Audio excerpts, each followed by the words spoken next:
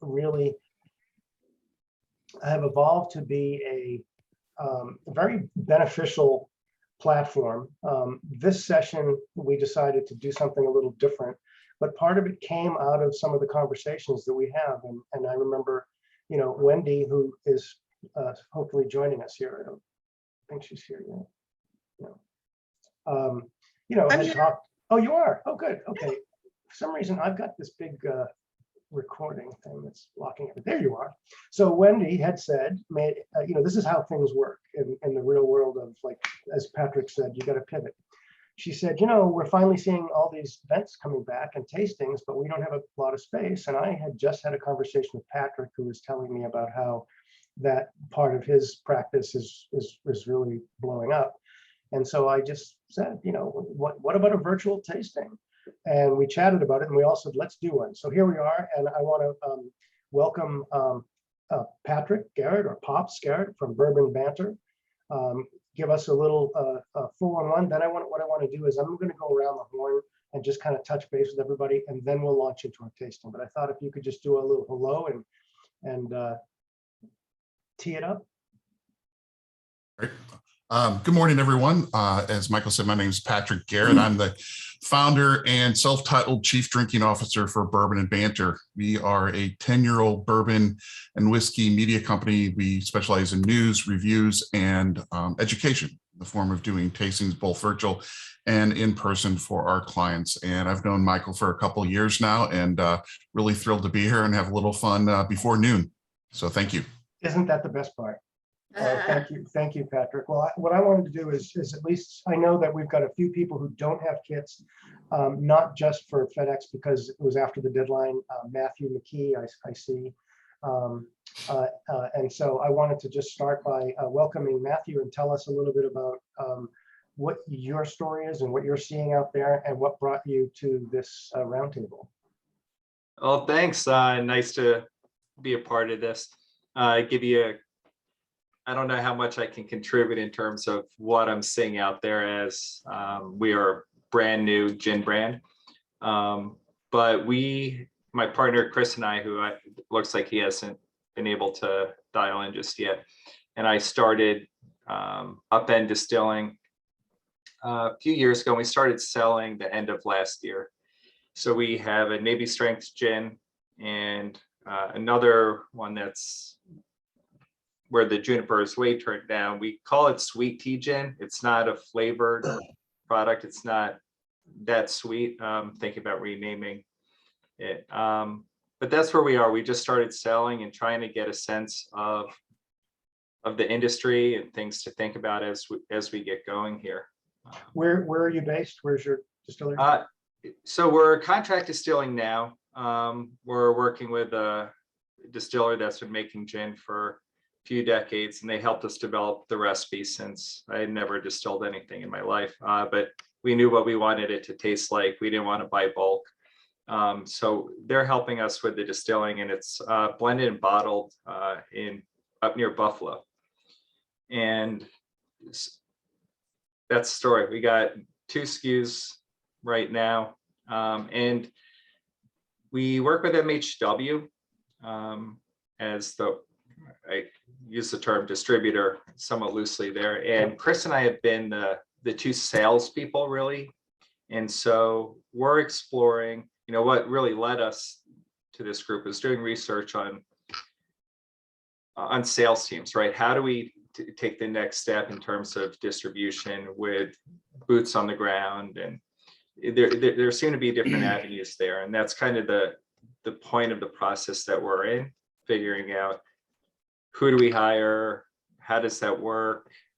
Do we use a third party? I think that's a great topic, and you'll find, I am cutting you off a little bit, but just to say, we want to put a pin on that and come back, because I know there's several people on this call, I won't name names, who will actually be able to share some frontline wisdom on that and experience, as well as some gin expertise. So I think that will be a great thing.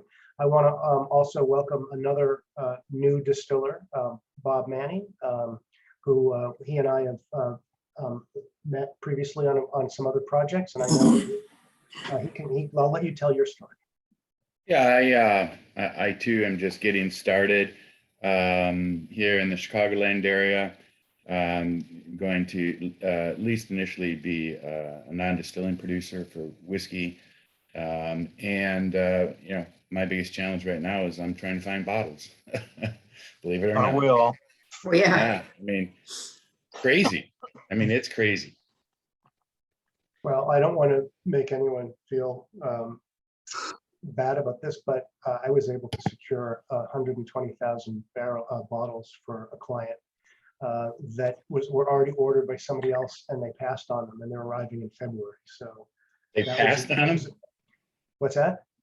The person who had placed the order passed on them. Uh-huh. Wow. I know, a big, huge order. And so, yeah, so anyway, so there's that. Let's go around. I see that Andrea and Michael have joined from, Andrea's in Ireland, she's in Georgia, but Michael's in Ireland. I know, Michael, you did not get a tasting kit, and Andrea, yours shows that it's still on a vehicle for delivery unless it has arrived in the past. Let me see. I'm looking at my FedEx cheat sheet here. And, Michael brought his own tasting kit. Right, Michael borrowed his own, perfect. Oh, there, you're good. That's even better. That's better. All right, so Andrea, unless you've checked your front door, because it's estimated delivery between 8:35 a.m. and 2:15 p.m. today. I don't know when the last time you checked. It hasn't made it yet, All right. Okay. fortunately. All right, so with that, I just wanted to kind of say hello to some of the new folks on here, and I think what we'll do is let Patrick proceed with the tasting, and we'll let that discussion go. There are several people here who have contributed products. It is a blind tasting, so we're not telling you yet. But with that, Patrick, do you want to take it away? Sure, absolutely. Thank you. So as Michael said, we're doing a blind tasting here, and I'm going to throw up a couple slides, just kind of guide us through the tasting that we're going to do here, but it will all come through my video feed, so I won't take over your screen with a slide share or anything of that nature. But the way I've kind of put this together today is just to call out what the first sample is going to be, have everybody taste it, and I'm not going to walk you through what you should be tasting. You guys are all in the industry. We're not going to go that route. But what I am curious is making this a little bit interactive. So as you guys are trying these things blind, I want to hear from you of what you guys are experiencing, whether what you're smelling, what you're tasting, what you think about it. We'll just do that for a couple of minutes, and then I'm going to unveil what the whiskey or the spirit is. And then after I kind of let you guys take a look at what that is, then I'm going to ask the brand representatives just to speak for a few minutes. We've got about 50 minutes here or so, give or take. So I just want the brand people to speak for a couple of minutes, answer any couple of questions, and then we'll move on to the next sample. So I'm not going to get deep into sharing everything I'm experiencing with the whiskey. I want this to be interactive with the group so you can get some peer feedback on what's going on and answer some questions. So with that being said, let's go ahead and get into the first one, which is going to be sample S1. It's where we're going to start today. So if you've got that poured out, go ahead and start nosing and tasting.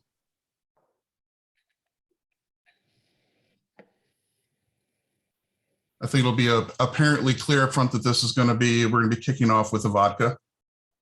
No surprise there.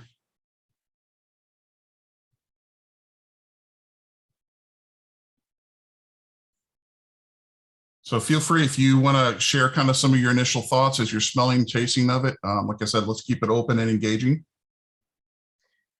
You know, my first observation on this one is that there is the nose is very soft, light, and there's a little bit of a sweetness that I get from this right on the mouth forward, and the very smooth finish. Mm-hmm. Thank you. I get sweet and no citrus. I almost get like, at first I thought it might be a vanilla vodka. It's almost like a very diluted vanilla Interesting. taste. That told me what it's made out of. I'm sorry. I said, that told me what it's made out of. And I don't have it in front of me, but that tells me exactly what the raw ingredient is. Right? What is it? So what is it? I'd guess it would be a potato vodka because typically you're going to get a vanilla note off of potatoes. Okay. Just a guess. Right.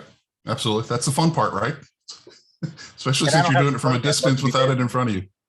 I feel so left out. Any other thoughts, observations before we reveal? the I'm maker? with you, Michael. I thought, it's a little bit light on the nose. A little, but on the mouth feel it's very creamy. Definitely can kind of sense where the thought of kind of that vanilla texture to it or vanilla flavor to it as well. But very clean as well. Mhm. All right, let's go ahead and do the unveiling here.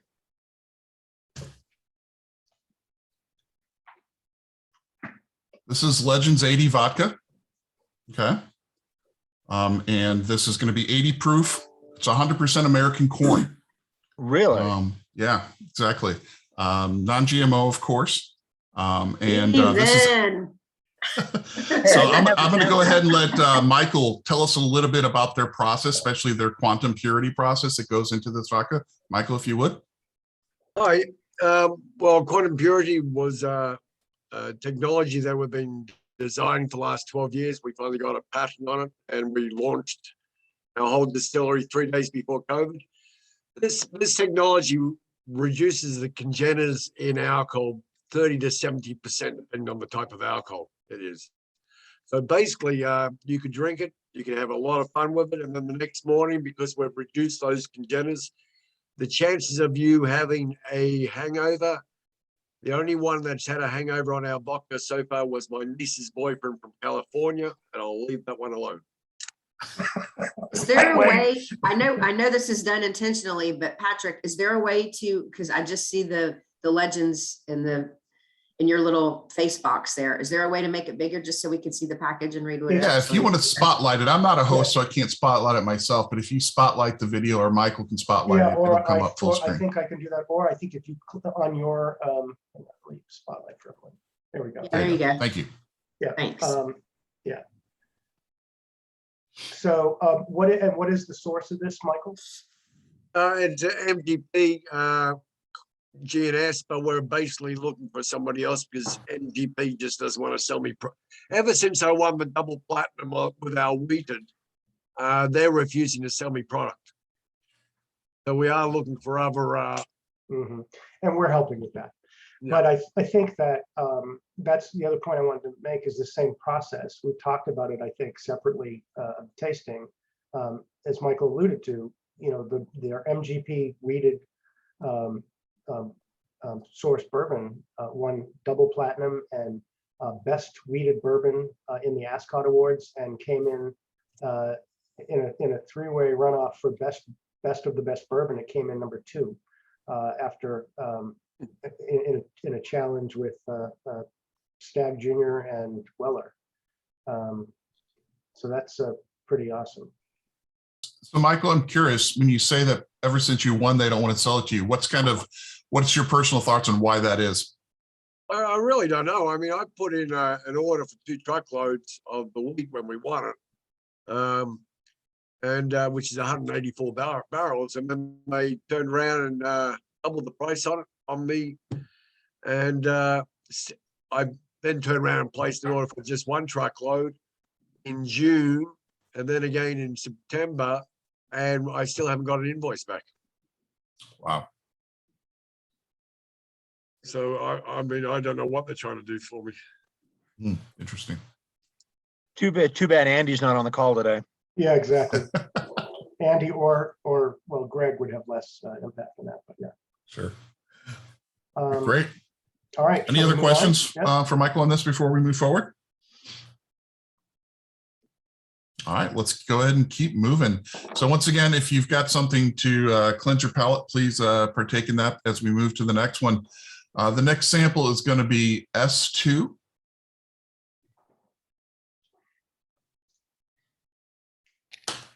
It's again readily noticeable what style this is on the nose.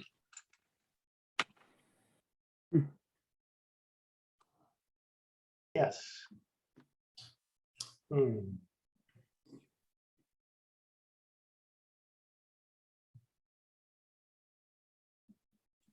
Sweet on the nose, very herbaceous, of course. Very, Right. very, very herbaceous. Right. Really. I can't open it. Oh, I had to go get a little sweet Oh, thing. I couldn't get. I just got it. Fresh. We I got did it. them, we did them tight so that you wouldn't have leakage. I'm getting a lot of black licorice. Yeah. Anise. Yeah. Me too, big time. Big time. What do you mix that Nice. with to make it taste good? Well, I Very think sweet on also, the finish. yeah, I think what it is, it's also the anise keeps on giving. That's what I was gonna say. That it's. It really is a long finish. Yeah. Mhm. I think it's quite lovely. I love I like, and on the nose, I'm not a big gin drinker myself, full disclosure, but on the nose, it's a little bit intimidating as a non-gin drinker, but Mhm. on the palate, that sweetness really changes it and makes it very, very enjoyable. Yeah, very nice. I'm not spitting it out.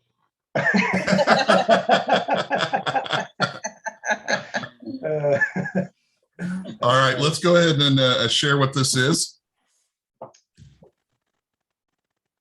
This is Golden Moon Gin. So I'm going to go ahead and let Stephen talk about his baby here a little bit more detail. Okay, so first of all, everyone talked about the anise. There's absolutely no anise in this at all. Oh my gosh. Really?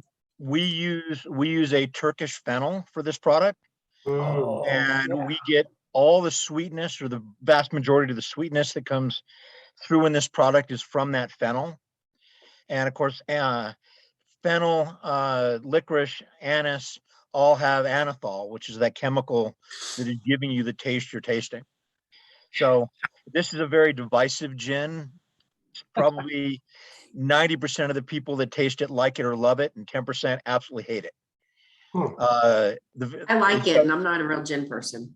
Well, thank you for that. We use a huge amount of lavender that we import from the south of France. One of the things people always ask, because there is a lavender industry here in Colorado, is why don't we use Colorado lavender? We just don't get the right flavor. You get a much higher level of oil, essential oil content in the French lavender. And while I try and use local as much as possible, we grow our own herbs in some cases. With this product, the flavor I wanted is what is called culinary ultra grade French lavender that we import. There's only 7 ingredients in this product. Very, very lean botanical bill, but the way we manipulate the botanicals gives us a heck of an oomph off of that family of botanicals. Juniper, mix of sourced and wildcrafted juniper. Some of the juniper comes from Bulgaria, where it's dry aged in oak barrels. So you're going to get a little woody note off of the juniper berries. The citrus notes you're getting are not from citrus. We use a type of field mint called lemon balm. Lemon balm gives you both a minty and a citrusy note at the same time. So we're getting multiple flavors off of one botanical there. The slight peppery note is coriander. Obviously, with virtually every gin in the world, we use orris. Orris is going to give you a little bit of a floral note, but that's going to add that creaminess. A little side note, most people don't know this, but the main use for orris root is toothpaste right now in the world today. But historically, it's a botanical that's been used in liquors and liqueurs, and even if a gin brand says they're not using it, chances are they are. Your British gin distillers tend to be orris fiends. When I judge gin over in the UK, I don't like too much orris, and I'll get orris bombs, and I'll look over like Desmond Payne from Beefeater, and he'll be like scoring it a 95, and I'll be like, this is a 65. So kind of interesting. Coriander, what else is in there? Oh, angelica root, specifically the root. And then I use a little touch of hyssop just to kind of round things out. And hyssop also is a good stabilizer for spirits. So there it is. Makes great cocktails. Obviously, you've tasted it neat. A lot of people like to drink it neat, but it makes amazing cocktails. That's where I was heading, Stephen. My go-to cocktail is generally a tailspin. So I love that chartreuse. And this is the first gin I felt I could just do rocks and be completely happy. with this. It's fantastic. And Well, I'm, if you- I'm in the love camp. It's Love it. delicious. It's really Thank you. delicious. And I told you I'm not a gin drinker. Thank you I'd very love to much. have this with some club soda. Mhm. Yeah. Yeah. Is it available in Tennessee? It is. All right. Ajax Turner's our distributor. Okay, good, good. I'll be And at by the- Total and by Wine the a little way, later. If you like chartreuse, we make a complex Genepe that is sort of in the same family. It's a little different, called Ex Gratia, that's also available in Tennessee. Okay. And it would be ideal for a tailspin. Can I get that in Georgia? I'm gonna say no, even though we have a distributor there, because we're sort of at odds with our distributor right now, Who's your Uh, distributor? Savannah. When COVID hit, they basically shelved our products. They've got inventory, but they're just not selling it. And I don't know why. And I've been Well, trying to reach Henry, but Henry's gone dark. Hmm. I think Henry's having some health problems, maybe. So George is very frustrating for me right now, but that's an entire another issue. I'll reach out. Well, thank you, Stephen. I appreciate the background on that. And then myself as well. I don't drink a lot of gin, but I've had no problem drinking that one. So thanks for Thank you very much. sending I that appreciate through. Absolutely. All right, so let's go ahead and move on. If you want to spotlight me again, Michael, we're going to go to sample W1. So we're going to switch gears here a little bit. So once again, cleanse that palate unless you're used to mixing your gin and whiskeys on a regular basis at 10:30 in the morning. Well, suffering bastard. It's a corpse That's- survivor. That's right. All right, so go ahead and pick up sample W1 when you're ready.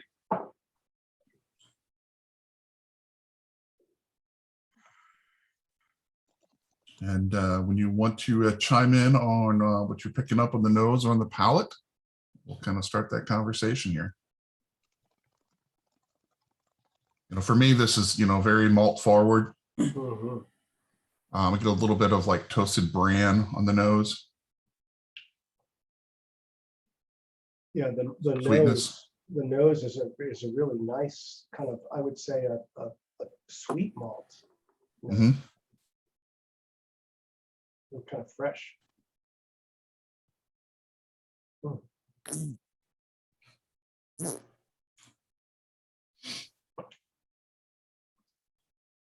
It really has a nice, another nice finish. A little bit on the younger side. Mhm. Pick that up on it.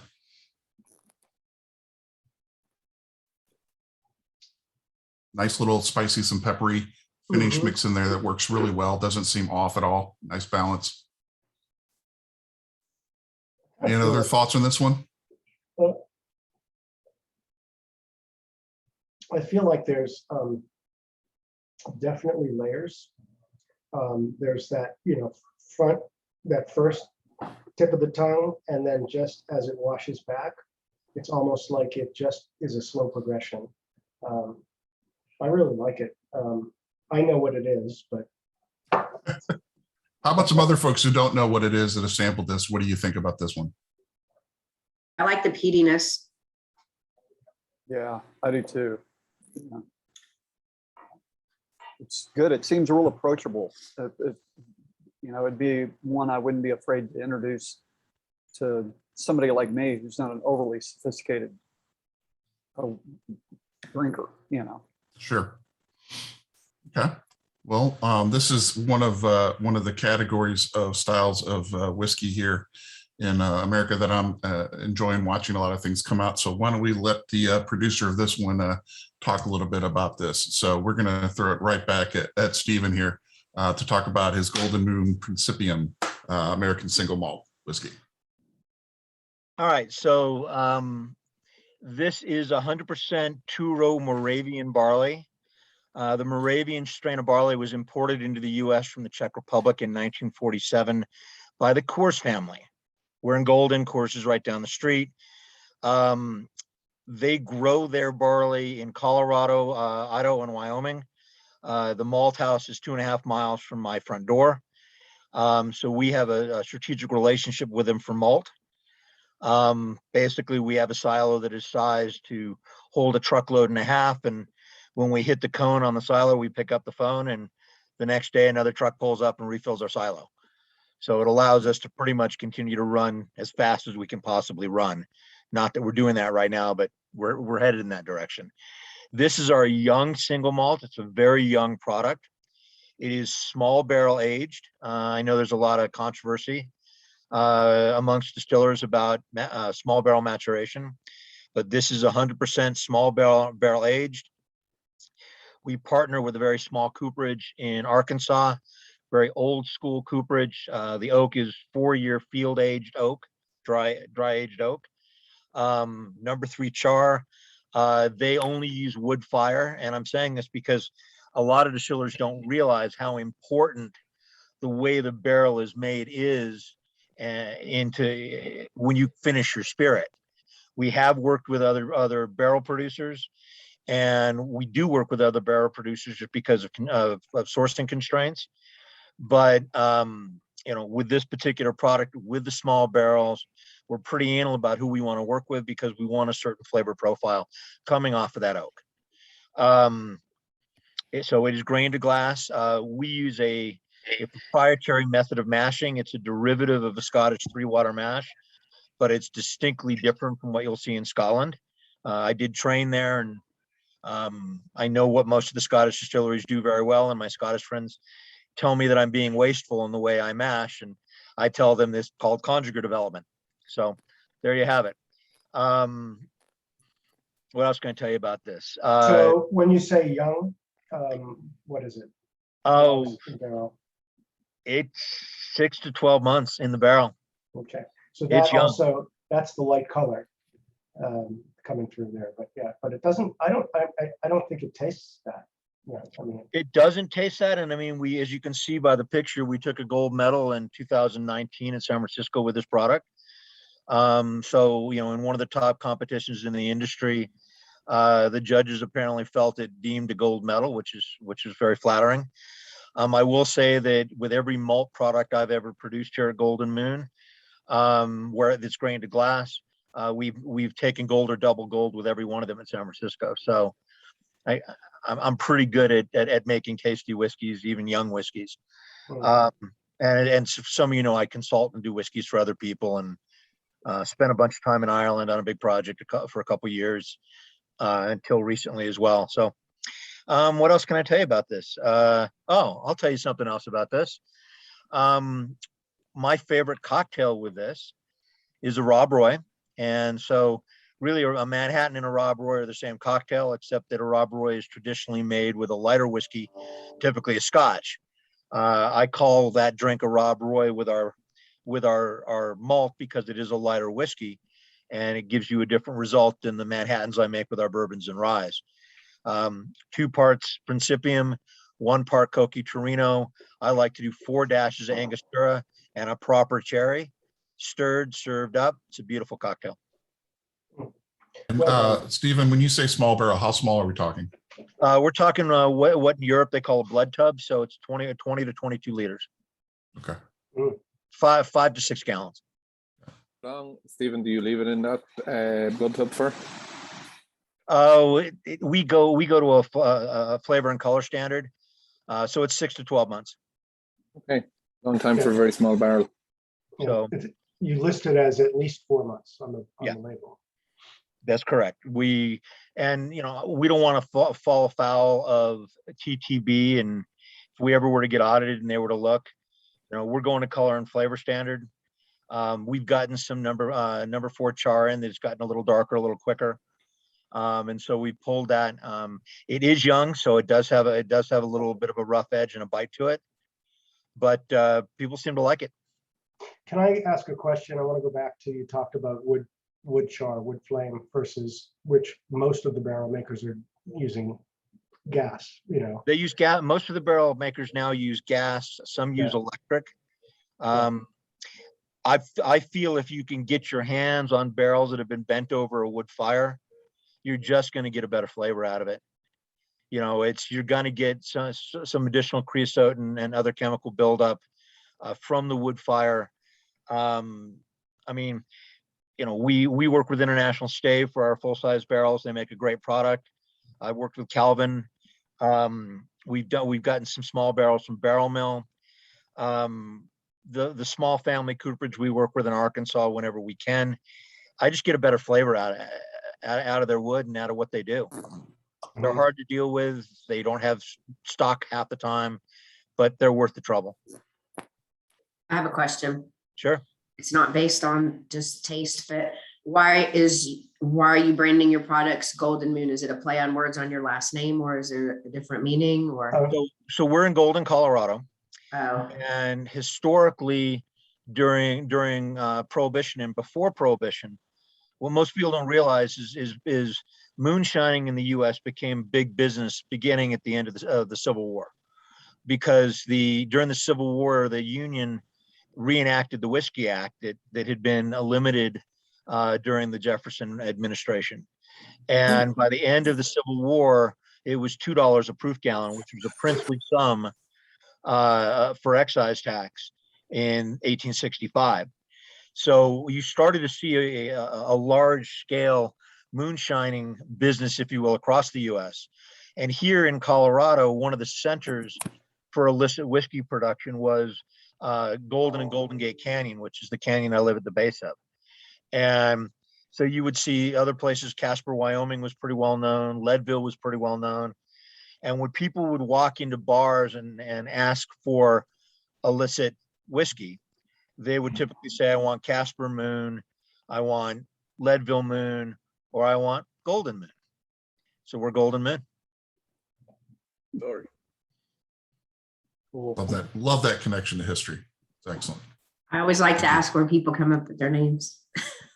You know, I just, the name just has a ring to it. It does. I we've knew there was some actually- kind of meaning. That's why I asked. We keep getting trademark battles with people that want to use the name. And we actually have coexistence agreements with companies in Japan, France, Spain, and Germany, where all either wine or sake producers that have come to the US, and I've said, look, you know, if you're going to do it in your language, I don't care. But if you're going to do it for spirit that you're going to market globally, we have an issue. And so, because I own the rights, you know, I have the trademark. So we've had to do that dance now 4 times. All right. Well, thank you for walking us through that. It's fantastic. Thank All you right. guys for the kind words. I appreciate it. All right, let's go ahead and move now to what would be sample W2.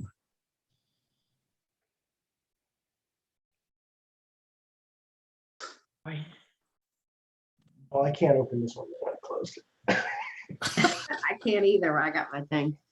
You know, I thought it was just me, some of those bottles being tight, but I'm glad everyone else is having issues. Oh, shit. I see a lot of sample bottles, but man, you guys, Stephanie, you got some tough hands. I got it. All right, guys. So let's hear for some folks who haven't chimed in yet. What are you guys picking up on the nose of this whiskey? Look at the malt nose that had on the last one, and it still got some left over. I'm getting some high alcohol. Alcohol, okay.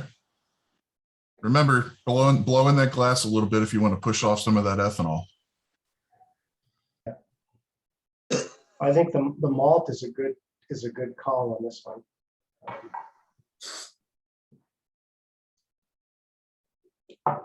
Yeah, lots of corn, sweetness from the corn. Mhm. Sweet and light is what I get immediately. Smells young once again, right? There's some cedar in there coming across as a younger whiskey. Kind of finishes like a more mature whiskey though, I think. That's funny. Who said light? See, I don't get light at all. I did. I think it just tastes light to me. It did to me as well. Not too woody or not too much from the barrel. To me. Yeah. Okay. Any other thoughts on the palate and the finish? I think there's some citrus, caramel, and a lot of pepper spice in there as well. Mhm. The spice comes out on the last third. It's definitely on the spicier side. Mhm. Not as much vanilla as I would normally expect in this style, but it's, it works well together. All right, let's go ahead and unveil it and Is learn a Sam little here? bit more. Is Sam Brown on? I did not see Sam on the participant, so this might be all you, Michael. Okay. Yeah, I was gonna say he popped on for a minute, but I think dropped. All right. So this is Joe Louis bourbon, which I've talked to you about, and which Sam, by the way, is in the process of acquiring as a brand. It is a sourced bourbon. It is made in Virginia, Davis Valley. One of the things that is most unique about it is that it has the malted barley is 20%. So it's a high, malted barley, and that's what you really do get. It has kind of like that, that's why it was interesting, similar nose, different taste, different complexity, I think, very much so to Stevens, but there's definitely some similarity. So it's actually 66. I don't know, these numbers are maybe, it's actually 66% corn, 14% rye, and 20% malted barley. It is aged 2 years. It's distilled in pot stills. And the heads and tails are discarded, so it's just the heart. This was actually juice that originally I found when we were looking at putting together a contract production program that would have consistency and would be unique.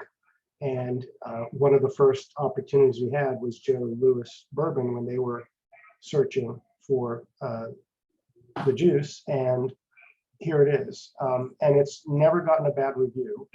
And one of the conundrums now is under new ownership, the desire is for it to be a Kentucky product. And Stephanie, you've tasted it, Stephanie, because you had some, right? So even though you don't have it now, Stephanie, sure. Yes, I've been given some samples of it, and I knew I wasn't getting my sample from our tasting today, but I have it. And I told him the same thing.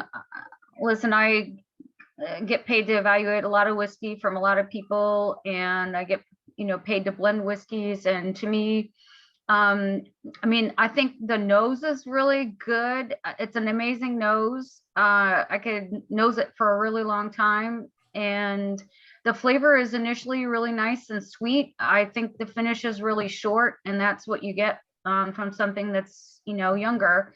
And I don't detect any errors or anything like that at all. I think it's a good whiskey for its age. I just think it is young, basically. Did we talk about this on one of the calls? Because I feel like I've seen it or I've heard about it. But, You I have, don't know why. because I've talked about it, because Okay. I've been involved with. I actually own part of the company, and so I'm involved in it and have been from the beginning. I was the first call that the original owners said, we have a license agreement, now we need a product. So we put it all together. So I'm definitely biased, but that's why I wanted it to be in this, to get other people's perceptions.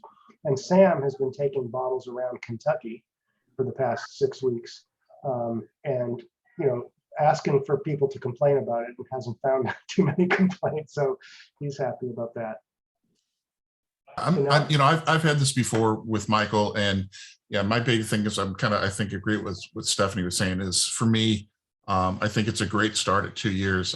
Love to see it as it matures and get some older stocks and see how it changes. I tend to, and since bourbon is really my focus, I like a little bit more of the vanilla flavors and things that you're going to get out of the 4 to 6 year range. So I'd like to see how that would come in and play with stuff. But I definitely find that 20% malted barley component intriguing. You don't see that a lot, right? It's very much on the nose. So as we put the single malt before this one, it was kind of a really nice transition. So I hope he's putting away some stuff, older stocks, Michael, because I think it'd be really kind of cool to compare it to 4 6 years and see how it changes and takes that approach. The 4 year is really beautiful. It isn't that different from the 2. That's the thing that we've discovered.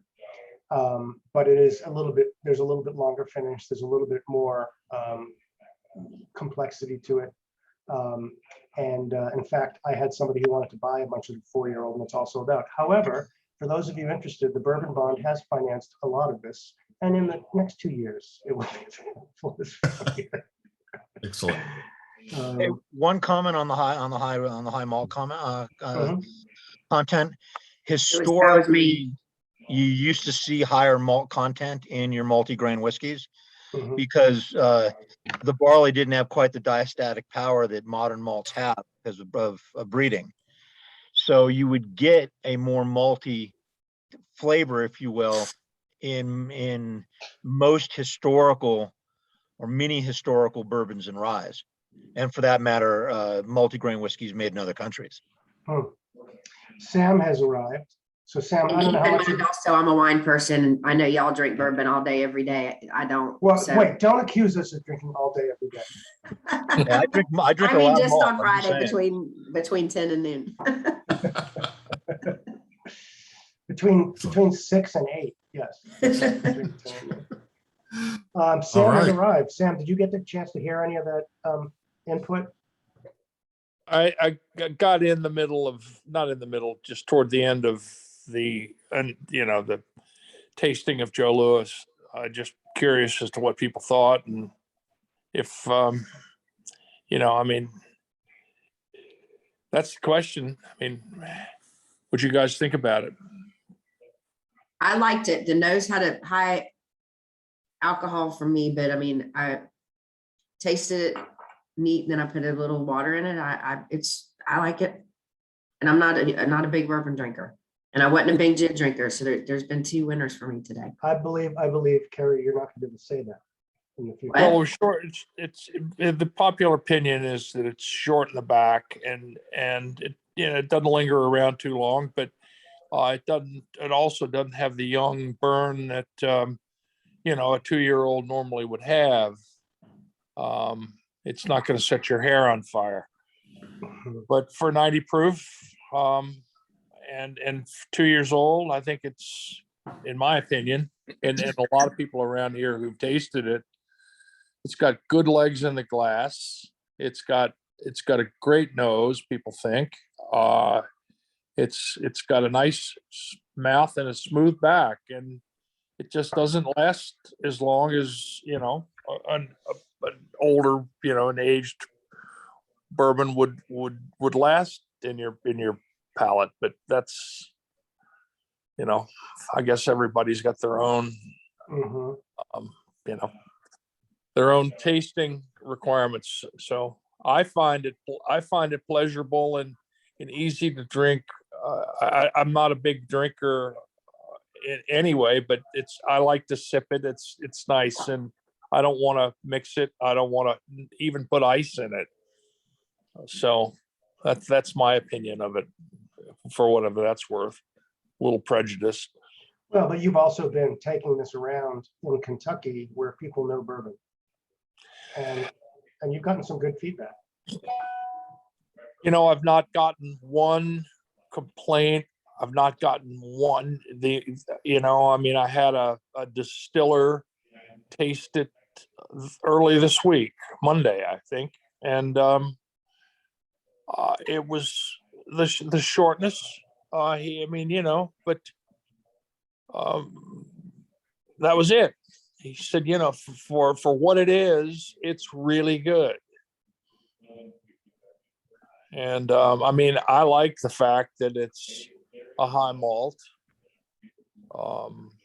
and which is reasonably unusual. So, nobody in any off-premise establishment that tastes bourbon for a living has given me any pushback at all that this is too young for its price point, and comparing it with, I've had other people say, this is not believe it's a 2-year-old. Say it's What is the price point? $46.50 on the MSRP. And a lot of people have said, we don't believe it's a it doesn't taste like a 2-year-old. It tastes more like a 4-year-old. So. All right, so now you've all experienced Joe Louis bourbon. Let's So- go so ahead. Oh, If everyone sorry. could give me a critique of what they thought, I'd certainly be very appreciative. So especially those of you whose tasting kits are still to arrive when you get a chance. And that means Stephen, well, Tilly's not even here, Stephanie, both Stephanies, Andrea. Stephanie's tasted it, but we didn't get our Yeah. kits. Hey, Yeah. how large a sample did y'all send? A 1 ounce, like this. Okay. Yeah, 30 mil. I think it's probably, I might be able to pull that off. Sam, if you'd like, I can put it through my team's taste panel. That'd be great. Yeah, I can do that. Thank you. That's a great idea. That's a great offer. The Yeah, more- good. So there's myself and then I've got a 3-person taste panel here on staff and I like them to taste other products other than ours on a regular basis. So, yeah. Yeah, I mean, go at it. I mean, honesty is best policy in this business. I mean, and there's a lot of dishonesty going on out there that people don't really know what's in the bottle, and we try to keep it very transparent. I think people, when they find out it's distilled in Virginia, are somewhat disappointed. I think it would get higher marks if it were a Kentucky bourbon, but it's not at the moment. We believe it will be. I'm working. That's why I had to get off the call earlier, because I got a call from a distillery, and so finding a distillery is not the easiest thing in the world today. So. Well, Sam, that's the power of the blind tasting, right? It doesn't matter where it's made. You find that fact after the place. So that's why these types of things are fun and structured this way, because the whiskey lives or dies by, its taste, right? And I don't know if you heard my feedback, I've had this before with Michael, and, my critique of this is it's a great start. I do find it a little bit young for my preference, but once again, it's subjective, right? I tend to like a little bit more mature, more vanillas, a little bit more complexity to it. And that's why my comment has always been consistently with this one is I want to see it older. I really do. And I think, in that case, we get a little bit more of that barrel influence of the richer flavors that can come from the barrel, the vanillas, the caramel, the toffees, to help balance it out. But I love the malted barley content that's higher in this one, because we don't see that a lot anymore. To Stephen's note, it may have been historically more common. Now it's not. So I think it's a great way to differentiate yourself in the market if it carries through. So I'm very curious to see how the journey of this brand continues, and as you look for another source for it and how you evolve it, I think there's a lot of great potential for you. Hey, Sam, let me add one other comment. I own a couple of whiskey brands that we produce out here in Colorado. Some of them are sourced. Obviously, you've tasted my Grand Glass product just now, everyone. I don't know, Sam, if you did, but one of the things I didn't get our kit, so I'm sorry. Yours is coming tomorrow. No worries. But one of the I things will taste it tomorrow and get the feedback to you. But I'm looking forward to it. Well, so one of the things I've found as a brand owner that's outside of Kentucky, the Kentucky, Tennessee area, is that when we're selling our whiskeys in those states, the trade and the consumers are very biased on local. So I think with this product, and I've had this product, it's good. I think you're going to find the bias towards Kentucky to be far less once you get to the East Coast or the West Coast, or even to the upper Midwest. I just wanted to chime in a little bit. The consumer is getting a little more sophisticated with their whiskey now. There's whiskey's been growing a lot the last 5 and 6 years, and the consumer's got a lot more choices in the whiskey than they have before because of all the new craft distilleries that are out there in the last 4 to 6 years. But they're also building a palate, and they're also building their expertise level as well. And you know, the trade may be able to pick out things in some of these whiskeys that the consumer may not, but they're getting increasingly more sophisticated with their whiskey choices, and you know, they're evaluating price points as well and what they get for the value of it in the flavor profile. So, you know, that's just some things to be thinking about. You know, it's nice to be able to have the craft distilleries out there to give consumers new and more choices, which I think is a good thing. Yeah, well, I agree. And Stephanie has got a wheel. So she, and of course she grew up in the business, and I can't wait for her father to taste it and get his feedback. But, you know, I've had some people who've spent their lives in this business taste this, and I haven't gotten, as far as Kentucky's concerned, I think Kentucky resonates across the country. I mean, this is the home of bourbon. Of course, bourbon can be made anywhere.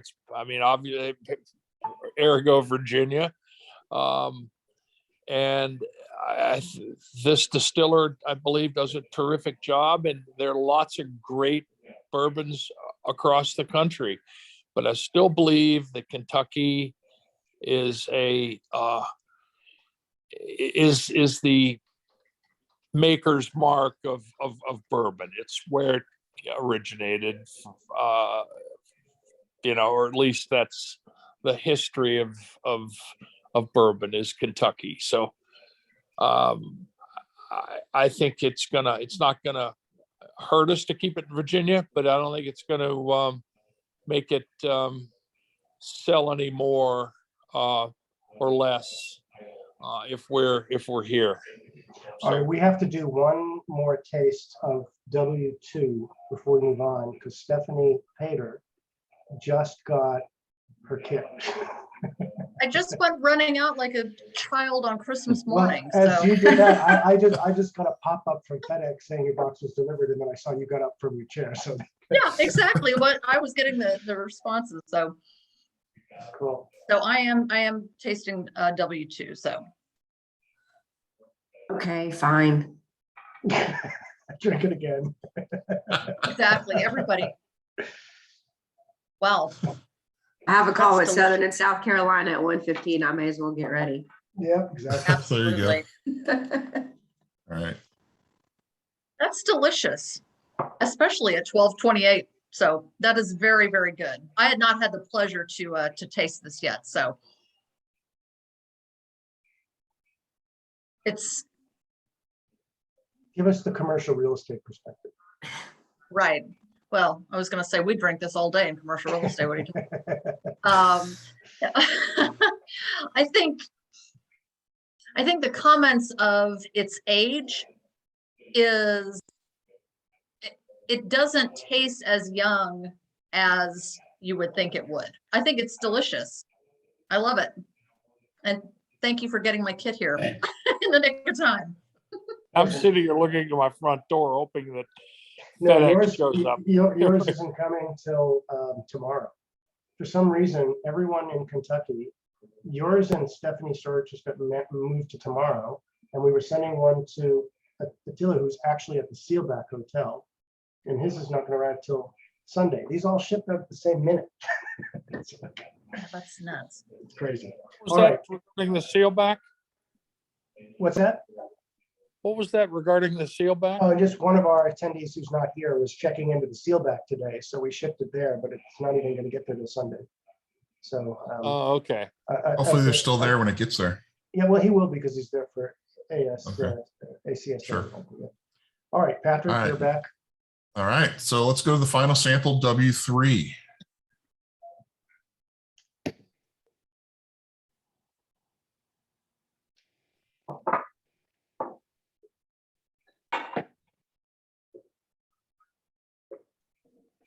A very delicate nose.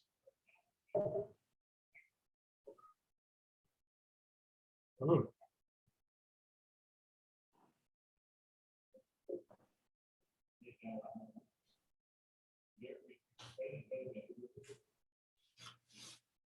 Packs a bigger punch, doesn't it? In a good way. Yeah, it does. It's got more body. I know what it is, so I can't want to go too much further. But Right. So for those of you who aren't clued into what this is, what are your thoughts on the nose and the palate? No, I'd say this is directionally what the consumers are more used to when it comes to a bourbon, right? Right. Probably a little higher Absolutely. proof. That flavor profile, that's classic bourbon. Right.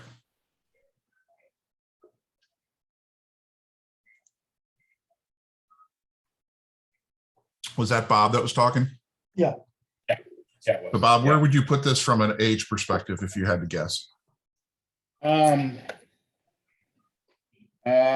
would put it probably in the, I'd still say younger, but probably 4-year-old. Okay. All right. Anyone else want to share their thoughts?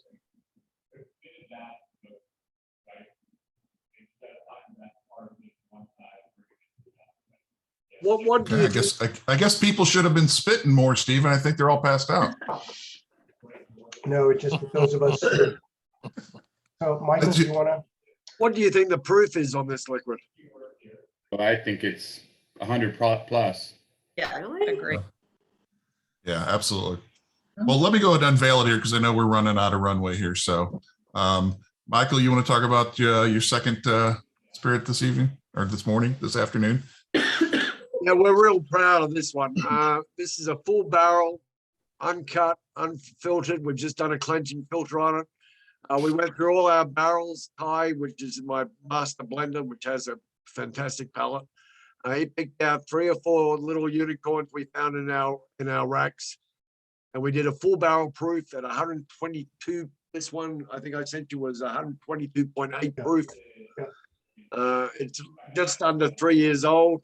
To 21% rye, and it just comes across very beautifully. We've already sold 6 private barrel picks on it. We've got to find some more barrels, but it's selling very well at our tourist facility, and I think it's going to be a winner for us.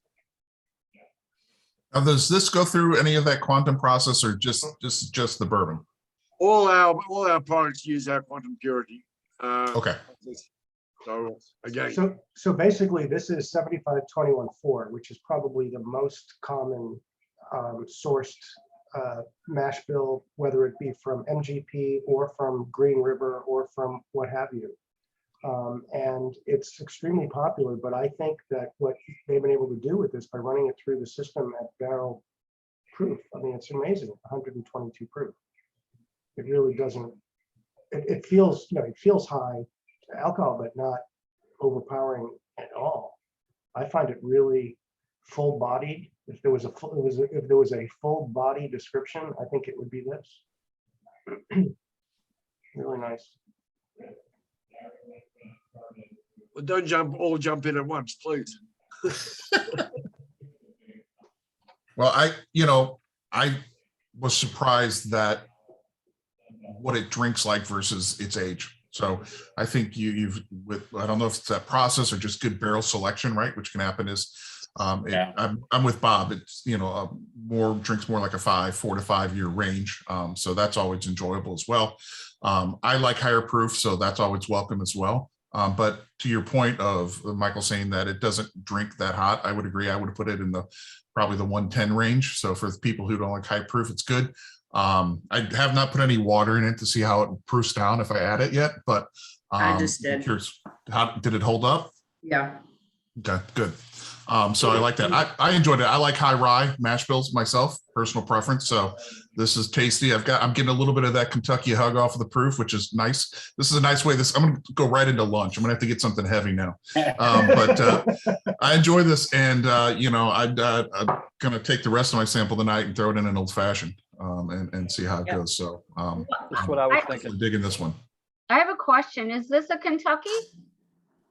No, I didn't- this is MGP from Indiana. Okay. Yeah. Yeah. Uh, Next year, we're hoping to go Kentucky exclusively. Indiana? That's MGP, yeah. GP for sure. I mean, have you guys had the latest Stellum barrel proof release? Yes. Yeah.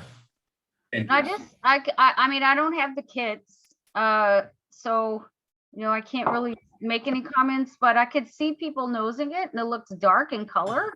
So I find that a little bit interesting. I'll be looking forward to seeing what that looks like, when I get a chance to try it.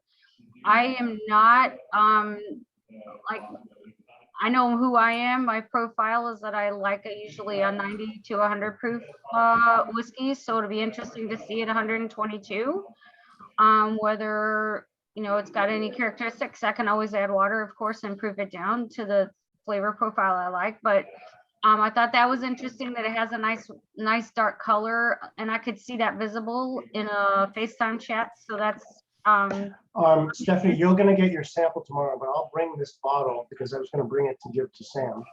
This is it. I'm coming to Kentucky tomorrow, so I'll pack this in my bag. right. Yeah, so I mean, it'll be interesting to try it, of course. And I think, listen, the pressure's on, and the age, finding really good age sourced whiskey isn't necessarily there anymore. So we're going to work with what we've got. And may I break in with a promotional message? Yeah. I have 55 barrels of this juice that is 4 years old remaining available. I know, Michael, you've got your dibs on some of them, but just to know that whole lot that I told you about, there's 35 available after your 20. But if you want more, this is the moment. I just actually sent the sales order this morning for it. And it's the last of the 4-year-old that MGP has until next year. So anyway, that's the end of my unabashed promotional message. Your sales pitch. Well, that's It's all the only- samples. It's only $8,000 a barrel. No, 21.90. Well, guys, that's all the samples, but I'm comforted by the knowledge that I know every single one of you is surrounded by booze right now, wherever you're at. So I want to thank you for allowing me to attend and just kind of walk you through. Like I said, I really wanted the producers to speak to their whiskeys and whatnot, but I think this was a great format for everybody to get feedback on what they're doing and where they're going, and really love what you guys are doing with the group. So I appreciate being invited to spend a little bit of time with you. Thanks, Patrick. Well done. Thank you, Patrick. Indeed. Appreciate it. Patrick was somebody that I met very early on in the Victory Spirits journey. And what he didn't say is that he's one of the people that I asked to come with me to Davis Valley when we were actually trying to understand the Joe Louis bourbon. And so that's when he said he tasted it before, is because he tasted it at the distillery. Right from the barrel. Right from the barrel. That's right. And Bob, yes, I'll call you back. Yeah, just give me a ring. All right. Well, thank you, Patrick. I think what we need to do now, and Patrick, you're invited to continue. Okay, Andrea's saying you haven't gotten your kit yet, but you will get it today, according to FedEx. So let me just quickly look, because it was I got a live update earlier. It will be delivered by 2:15 to your house still. I wanted to also, just now that we're all here, one question that was posed by Jessie Unruh from Breckenridge, and she was supposed to be on here, but I don't think she made it. And I already gave her my answer, so I'm not going to lead the conversation, but she asked the question of, on the compliance issue, how do brands and producers deal with in the social media world of calling out or showcasing their product at specific points of distribution without violating the compliance rules that say, Michael Clancy, have a good Friday. He's already well into almost 6 o'clock, 20 of 6. Okay. that this notion of how do you not show favor and be in violation of laws that say you can't provide monetary value or advantage to any one customer over the other. So I already gave her my answer, but I just want to know if anyone has addressed that, especially as it relates to social media advertising and promotions of tasting events. And has anyone addressed that issue? And I know, Sherman, you probably have had to address that in a general term in terms of compliance, because the net of the laws is that a producer can't provide monetary incentives to any one customer, whether it be a point of distribution, that would unlevel the playing field. In other words, we're going to spend all this money to promote our brand at this store versus that store. And I know how I've recommended it be approached, but I'm open to discussion of what others have found. And this is a question that was asked by Jessie, so we'll send her the recording of the answers. I can chime in a little bit because I had to buy. I bought media for Jack Daniels for 6 years of my career throughout the Northeast, and one way there are obviously laws in place, so you don't give a major retailer most of the benefit of your advertising, but you can work with radio stations, TV stations, media outlets who, for some reason, they can, as long as it's their event or their airwaves, they can actually make mentions with certain accounts that they may have a relationship with. So sometimes there's ways around it, and that's one way you can think about it.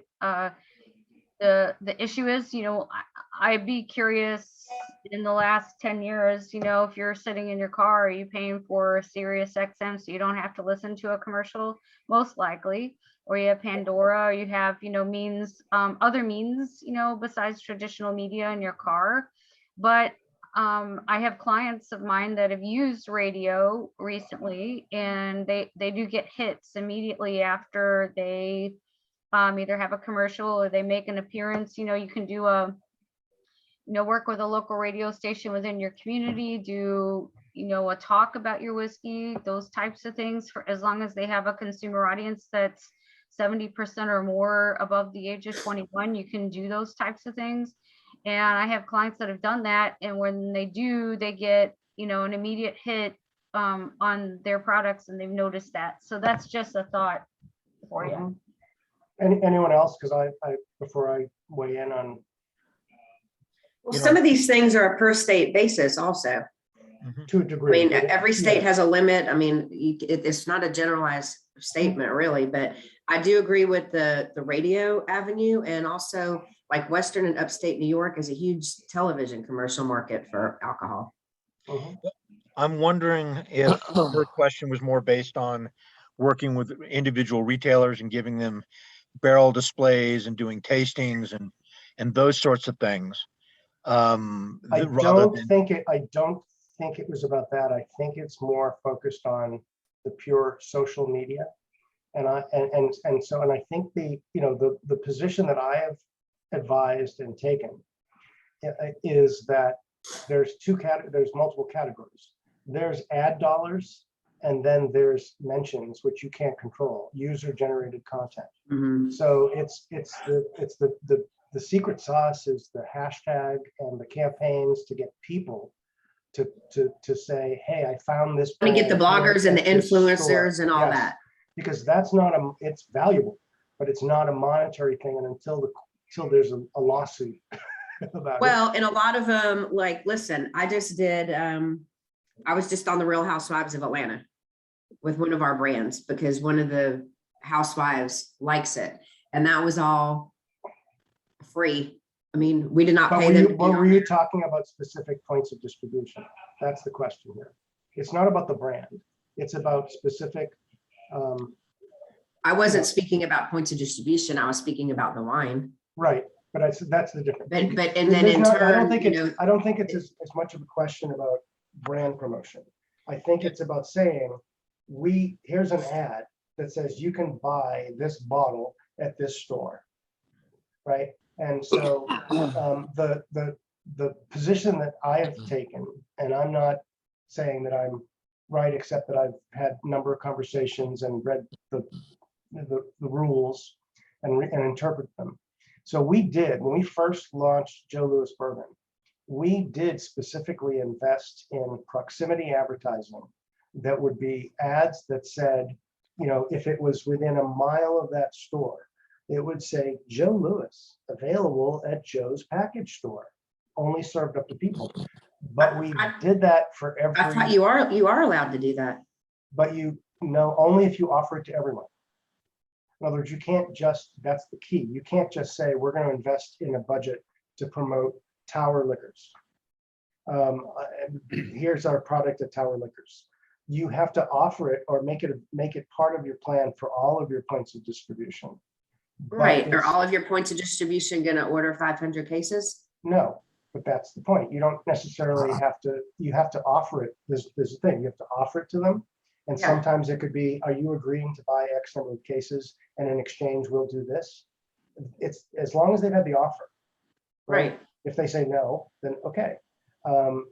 You know, we can then we might spend $5 on that location. Yeah. So I think the key is that it has to be offered to everyone equally and available to everyone equally. And if you're making it a condition of a purchase, especially now, that really relates to an ad spend. You know, but then again, you talk about if you're going to do tasting events at, let's say you've got 400 points of distribution in a market, and you're going to do tasting events at 25 of them, right? That gets a little tricky if you're doing paid advertising for something that you've decided you're only going to do at these locations. So that's where the user-generated content, you know, is important. And I think Andrew is saying we don't mention accounts specifically, and I think that's okay. That's an okay strategy. But I'm talking about ways to mention accounts and drive people specifically to a location. And we did it in New Hampshire. We did it in Michigan for all points of distribution, but we did it for all of them. Well, equally. speaking from experience owning a vodka brand from New Zealand, when we do, I mean, your first hurdle is to get distributor interest. How do you get distributor interest? The first thing you do to a distributor is you give them your pitch book on how you intend to promote the brand. And the most significant thing that we found at Broken Shed after spending, I'm over $12 million in 3 years to get to 100,000+ cases, 9-liter cases, was brand ambassadors, boots on the ground, making, doing tastings, work with. Now this is pre-COVID, so I'm out of date right now. But the thing that when we launched Broken Shed Vodka in Louisville, we did a billboard advertisement that pulled traffic. We could advertise any way we wanted to advertise, whether it's at BevMax or whether it was at Cox's or wherever it was. We had electronic billboards here that worked back in 2018, 2019. The world has changed. So, and then that coupled with social media, the events, trade shows, getting in front of the distributors, making sure that they became more than just delivery boys, and that they became your partners, making friends with a half a dozen of their reps who would promote incentives of all sorts. Our swag was, we spent a fortune on swag that was permanent. We wouldn't do disposables. We learned the lesson the hard way that we weren't doing coasters or napkins or straws or any of that nonsense. We did rechargeable. You could charge your iPhone or your cell phone on the napkin caddy that said broken shed. It had 6 ports. You could plug it in, and you had everything there that you needed. People love that. The Brown Hotel still has one. So, I mean, it's just all about the spend and how you do it. And I hired one of the best CMOs from Sydney Frank Imports, and that was Casamigos, Grey Goose, and Jägermeister. And I put Jean Marie Hines out there, and then I brought on Steve Bellini, who'd been president of Seagram's North America. It's all about your pocketbook, and nothing more, nothing less. There's talent out there that know how to move brands if you can afford them. And and at the end of the day, if you're looking for an exit, you've made a multiple of your spend. So that's from somebody who's done it. Yep, I just want to chime in. I think some of the most traditional forms of media are being overlooked now with social media. People are spending all their time and effort into, how many mentions they can get on Google, or somebody accidentally, tries to read an article and clicks on their ad. It's supposedly a click, even though I spend 5 seconds trying to get off of the ad that I didn't want. So I think billboards are super effective depending on where you pick the billboard and its proximity to a really, high volume liquor store or a high volume traffic area. If you're picking a billboard that's one billboard and there's 2 billboards just like it right next to it, then and the consumer is completely, inundated with billboards. Like if you were to be in Chicago on I-88 at rush hour and you got 50 on the way to the airport. 50, yeah, just what the drive-bys are. You'd look at the drive-bys, but Google Earth was probably the best source, and of course the experience of the outdoor advertising company that you're using. Right. We didn't go for the big highway billboards, because we found that most of the traffic on 265 or 64 were people that were transient. They weren't going to stop at a liquor store. We found that people in the metro areas, St. Matthews or out here or in town, were most likely to respond to a billboard. And there was a lot of scientific wild ass guessing going on, but most of it was based on experience in fact that the outdoor advertiser knew what was pulling and working, and so we analytically we knew we could put a value on every billboard we had, and we could see how much what the return on investment looked like.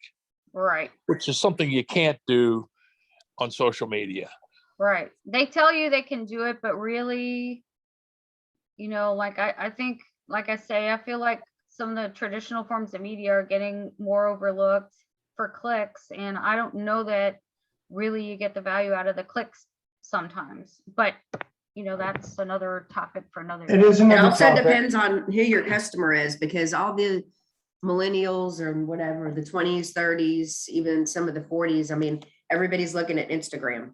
I mean, my company wants to be all over Instagram, and all these people, if you give them anything for free, they're going to get on Instagram and say, "Ooh, this is my favorite Prosecco. Ooh, look at me.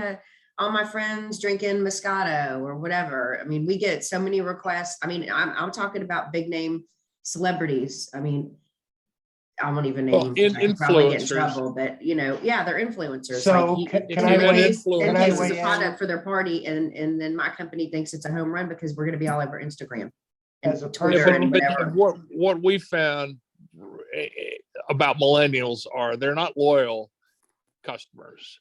They like to discover things on their own. They don't like to be told what their parents did or what they should do. They like to discover something new and tell their friends about it, whether it's bourbon or vodka or a t-shirt. It doesn't make any difference. They're not loyal to anyone. And that all the platforms, we were on all the platforms, from Facebook to Instagram to Twitter to you name it.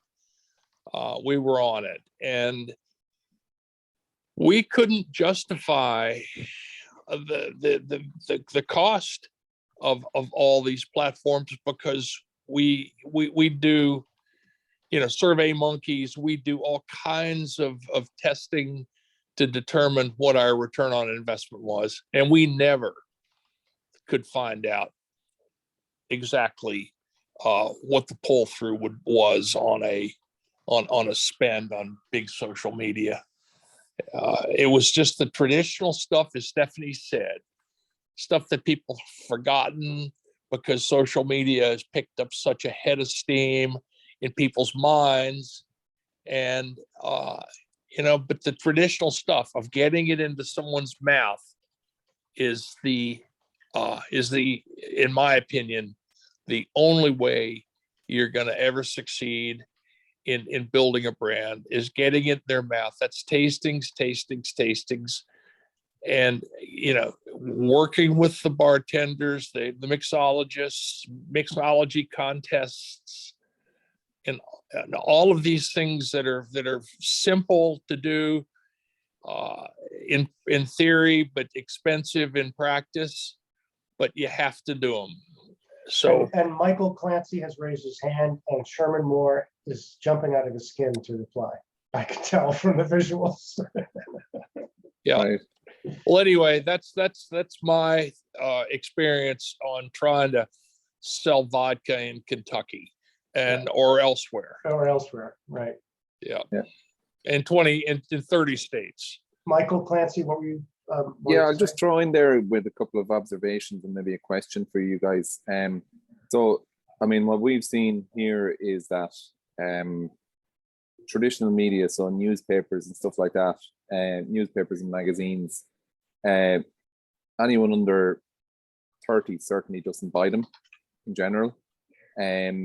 Maybe a lot of people under 40, a lot of people over 40, a lot of people up to 50 don't buy newspapers anymore. TV,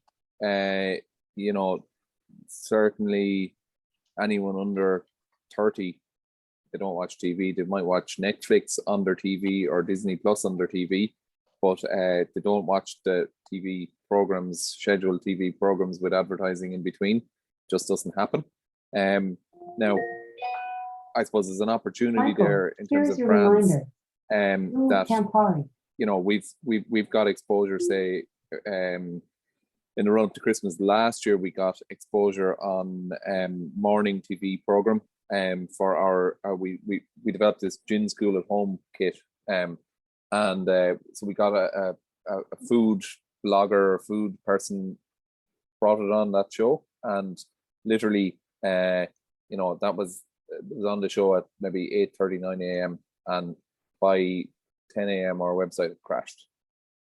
It literally, so there's a certain demographic there that was the mums coming home from having done the school run, thinking about their Christmas shopping. It was probably about the middle of October last year when this went on, and it literally, we got so much exposure out of it. It was fantastic for us. And then we were on a radio program in probably about the middle of November last year, and likewise we got fantastic exposure of that. It was a business radio, national but business focused. Now obviously Ireland is much smaller, national, but again, the right demographic. and it was quite focused, and we got a good airing, and like we got about 10 minutes radio play, and we got fantastic exposure out of that. But you know, like in general, for small brands like us, TV advertising isn't going to be a runner. Media advertising is kind of very mixed. Certain publications maybe, but in general, trying to hit a blanket audience is just not going to really work. You're better off if you can get the guy who's doing the reviews to review your products. That's a better investment of money. In terms of social media and influencers,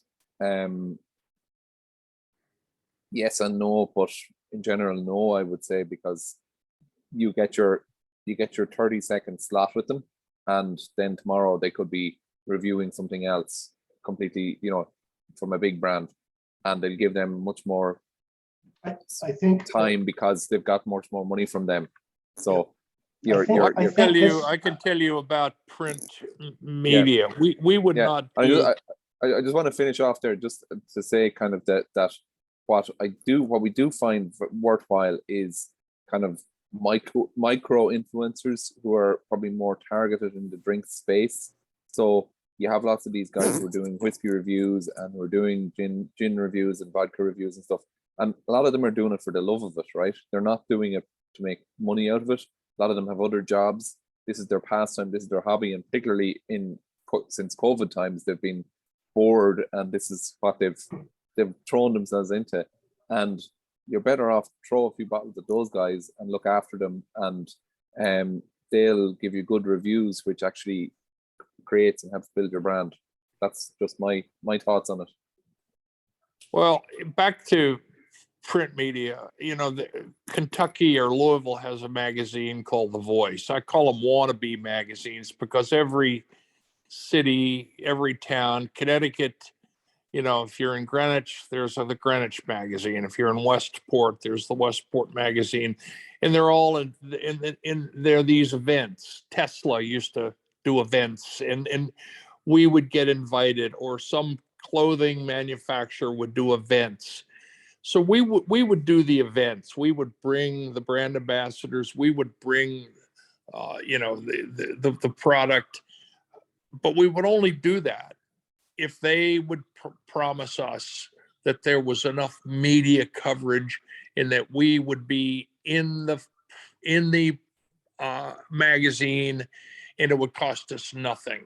There was the Fairfield County Look magazine, and you know, you'd go to a polo match or you do something like that, and there was an event, and that's why I called them wannabe magazines, because everybody wanted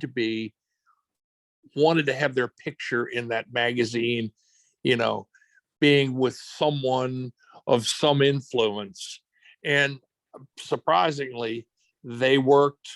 I mean, people would say, "Oh, I saw a picture of Broken Shed in this magazine," or I saw a picture of XYZ in this magazine with, you know, with Tesla, and I have a Tesla, and now I like, you know, Broken Shed. That's the kind of influence that's easy to get. It doesn't cost a lot of money, and you get a big bang for your buck. It's an event, and you're with your peers, and they then become loyal customers. But you know, social media, you know, they pick you up because you've looked at something, and you know, you 9 times out of 10, my experience says you disregard it. So yeah, I have one quick thing. I'm pretty sure we probably all pay for magazines. We pay them because we want to physically look at them and flip the pages, and those are things you pay for. So those still kind of exist. You don't have to pay for it. They will basically pay you if you help them do an event. In these magazines are looking for content. Oh, no. I mean, as a consumer, you still pay for magazines. I guarantee, you know, I pay for magazines because I want to look through them. Well, I just consumer. So that means that, you know, we still are good and valuable pieces of media. I just grabbed a Voice magazine this morning at Wild Egg in Louisville. And sure enough, there are all these events. And, that's where you get and it was free. The magazine it cost nothing. And they live off advertising and stuff and people who want to do events that want coverage. Anyway, that's my take. That's my experience. I don't know whether it works now after COVID because the events aren't as big as they used to be. So The guy who really wanted to speak hung up. He left. I suppose I just wanted to say I think my point around magazines and stuff like that. Yes, we all read them, but those younger than us, an awful lot of them don't, and it's worrying for people who work in media, but it's also just if you're trying to hit that younger demographic, I think you need to cast your net a little wider. And we would always we would constantly get requests from magazines sort of saying, "Oh, advertise with us. It's only, we'll do you a special. It's only €1,000 for a half page or whatever," and it's just a complete waste of money. But if you can get editorial in a thing, it's much better, and often you get that by just giving a sample to somebody. But anyway, yeah, there we go. That's my little piece. So I'm going to leave you guys, and I'll wish you all a very happy Christmas, and sure, we look forward to seeing you in January. Absolutely. Same to you. Thanks very much. Okay. It's in January. Launch your Oh, folks. on the call. Cheers. Cheers. Thanks, the same- everyone. Guys, I'm gonna get off the call, and Merry Christmas, and we'll be talking soon, I hope, and I'll be seeing some of you, I guess. So Absolutely. Merry Christmas, everyone. We will be sending out the tasting notes as well as everyone's contact information. So for those that didn't get their kits yet. Appreciate it. Thank you. Absolutely. Mike Happy Gerard, holidays, you're in everyone. Atlanta? We are indeed. Okay. We're up in Cumming, Georgia, off exit 14 on 400. Okay. We're in Atlanta. We're coming I to mean, see I'm us. in Atlanta. Take care, guys. Okay. Thank you. Bye. Thanks, everyone. Bye, Merry everybody. Christmas.